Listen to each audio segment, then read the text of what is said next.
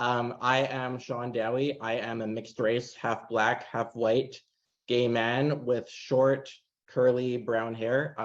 Behind me are floor-to-ceiling bookshelves with many, many books. And my story is called Kissathon, and I'm reading an excerpt from it. And what you should know basically is that it's about two gay men who decide to try to make a record for the world's longest kiss. Meanwhile, one of the kissers, the narrator, is dealing with grieving his dead boyfriend who recently passed away. Also, content warning for gun violence.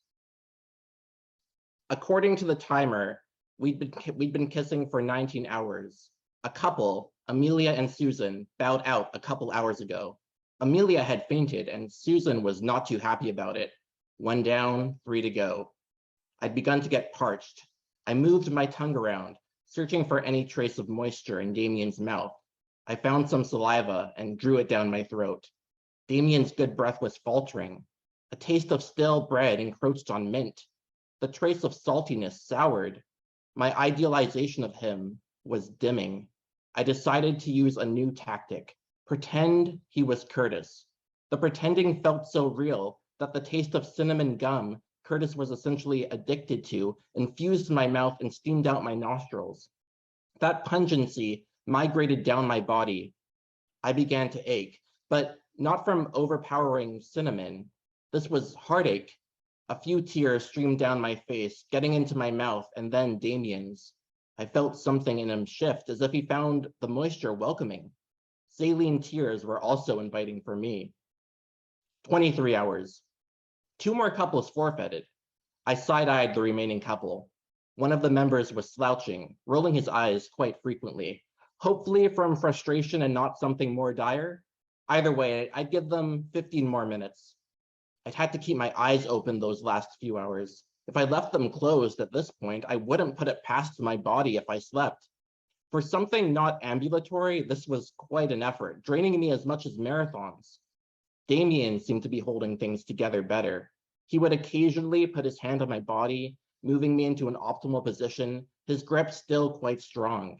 The sense of safety persisted. I put my hand on his arm, bulkier than I remembered. I let my hand stay there longer than initially intended. Lauren, who was supposed to be overseeing the event, dozed off a couple times in her chair.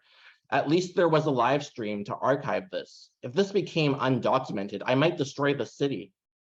I heard a rumbling sound, like a subway car was riding under us. But there was no subway route here. Earthquake? No, the sound came with popping blasts I'd never heard in earthquakes. I heard it again. Sirens to my left, more sirens south, northwest too, now omnipresent. Screams. The rumbling got closer this time. That woke Lauren up. What? She said, rubbing her eyes, looking rattled. She stood. As you were. She took wary steps out of the auditorium while Damien's grip on my lips weakened, but we stayed linked.